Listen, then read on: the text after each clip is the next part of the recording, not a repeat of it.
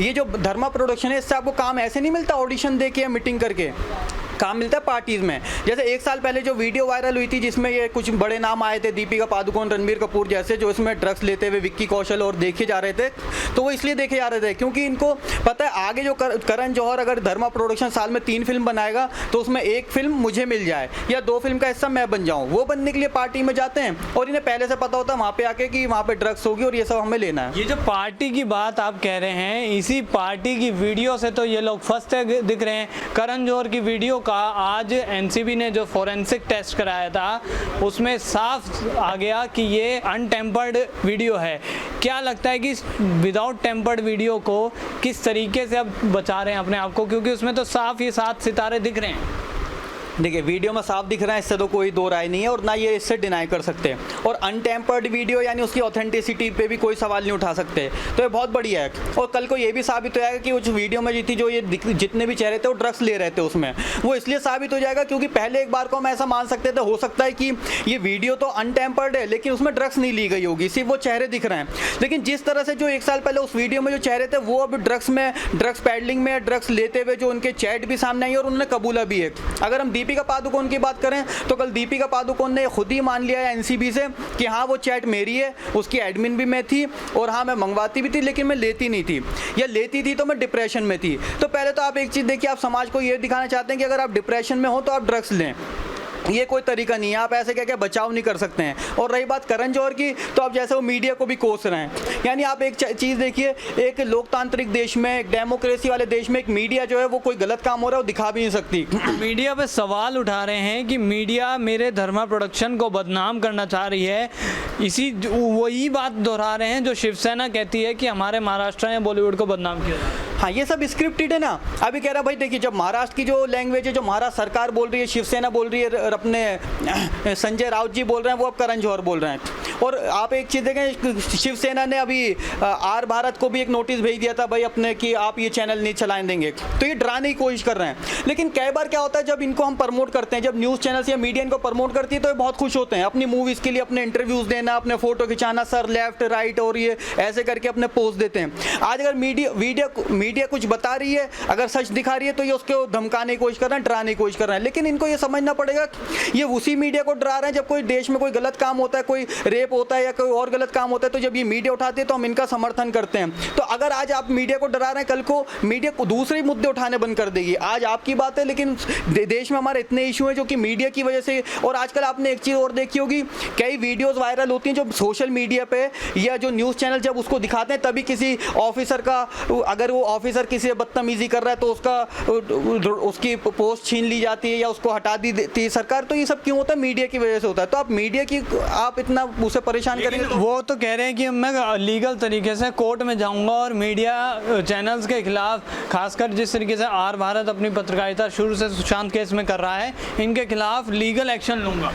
बिल्कुल लीजिए, आपका स्वागत है। देखिए हमें हक है अपनी बात रखने का, आपको हक है लीगल एक्शन लेने का, लेकिन लीगल एक्शन लेंगे किस किस पे? आज आप आर भारत पे ले लेंगे, कल को अब इतने न्यूज़ चैनल्स हैं जो अपनी सच्चाई दिखा रहे हैं, और उसके बाद अब जो एनसीबी आपकी जब इन्वेस्टिगेशन करेगी और धीरे धीरे आपकी जो सच्चाई सामने आ रही है, जो आपकी पार्टीज़ में जो चेहरे आए थे जब वो खुद कबूल कर रहे हैं भाई हम ड्रग्स मंगाते थे, हम लेते थे, डिप्रेशन में लेते थे। देखिए डिप्रेशन में ड्रग्स लेने का मतलब ये नहीं कि वो लीगल हो गया, इलीगल चीज़ इलीगल है, जब उसका सेवन करना अगर गैर कानूनी तो गैर कानूनी रहेगा, तो ये कोई बचाव नहीं है। आज ये मीडिया पे केस भी कर देंगे, ठीक है, जैसे एनसीबी इनको जब ये इनकी पूछताछ में इनका नाम आएगा, अभी जैसे अगर हम इनके जो कंपनी के धर्मा प्रोडक्शन के जो डायरेक्टर पकड़े गए, प्रोड्यूसर पकड़े गए, तो अब वो कल को इनका नाम ले देंगे या इनका कहीं ना कहीं कनेक्शन सामने आ जाएगा, तो फिर वो अपना जो केस होगा उसका क्या होगा? वो केस वापस लेंगे क्या? ये क्षितिज का जो धर्मा प्रोडक्शन से लिंक है और उसके बाद अब ये करण जौहर तक, तो क्या लगता है कि एनसीबी करण जौहर को कितनी देर में या कितनी जल्दी सम्मान कर सकती है?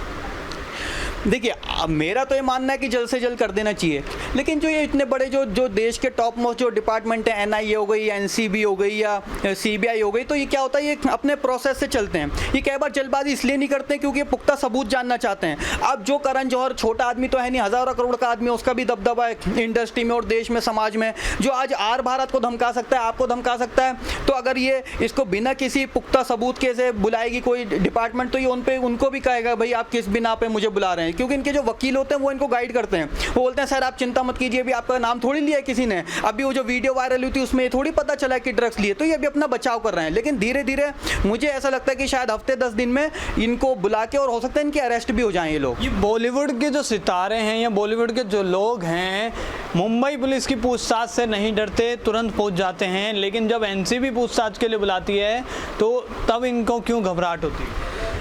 मुंबई पुलिस का तो ऐसा हिसाब है कि कानून की निगरानी में गैर कानूनी काम, जब इन्हें पता होता है कि भाई जो बुला रहा है वो हमारा है ना दोस्ती यारी वाली बात है, कोई दिक्कत नहीं, और हो सकता है हमें लगता है कि मुंबई पुलिस बुला रही है तो ये कोई जांच करने जा रहे हैं या सवाल के जवाब देने जा रहे हैं, हो सकता है अंदर चाय पानी नाश्ता करके आते हो।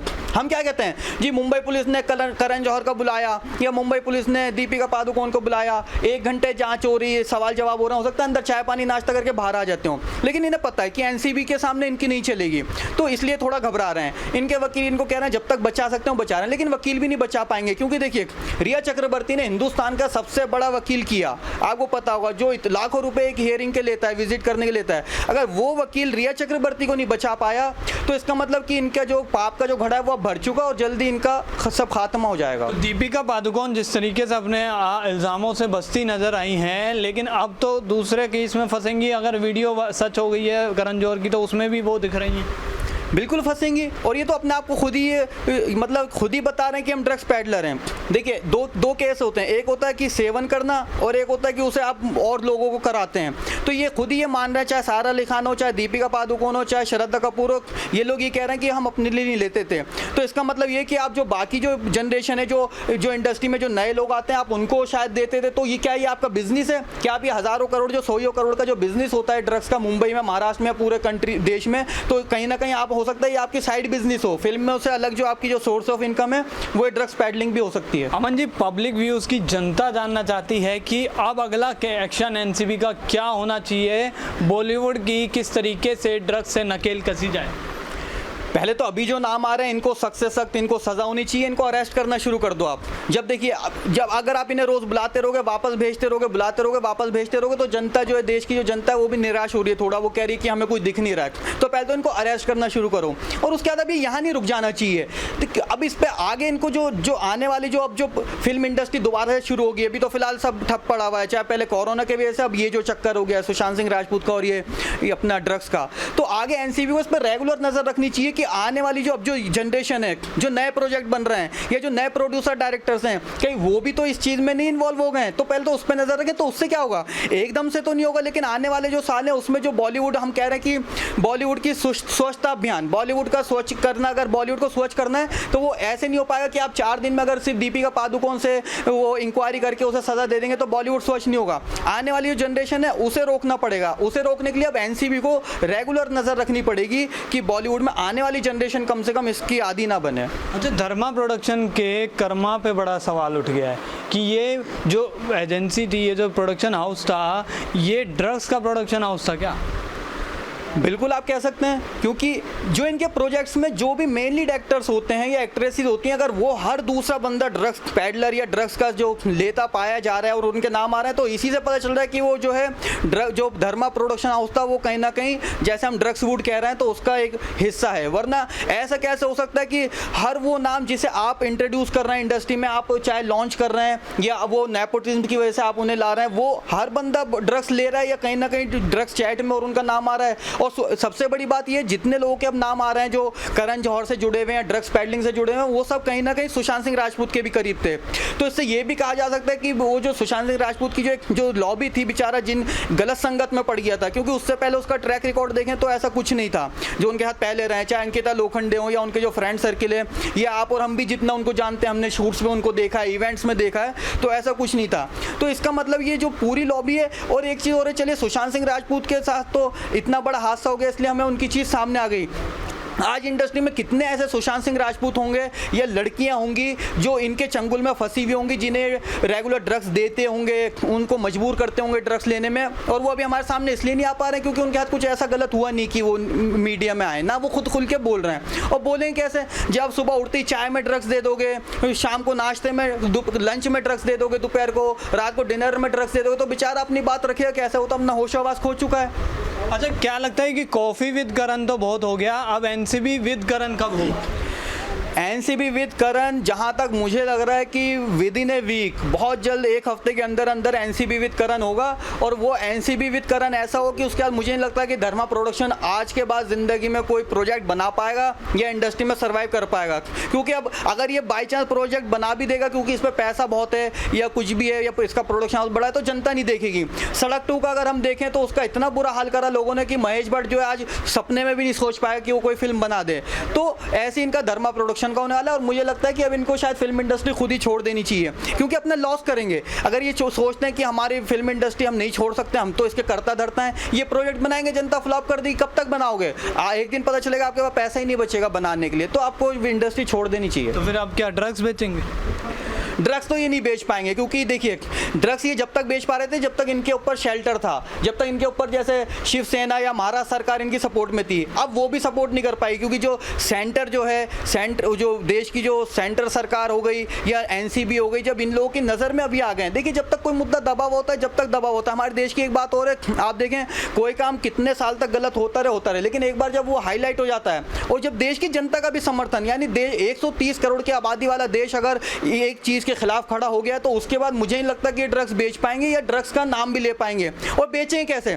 जब ये किसी को मैसेज ही नहीं कर पाएंगे। अब इनकी चैट लीक हो गई है, तो इसका मतलब इनके दिल में डर बैठ गया है। जब ये आपको चैट ही नहीं कर पाएंगे आपसे ड्रग्स की, जब ये कॉल ही नहीं कर पाएंगे, जब ये आपसे मिल ही नहीं पाएंगे ड्रग्स पैडलर से, तो बेचेंगे कैसे? तो इनका अंत हो गया है।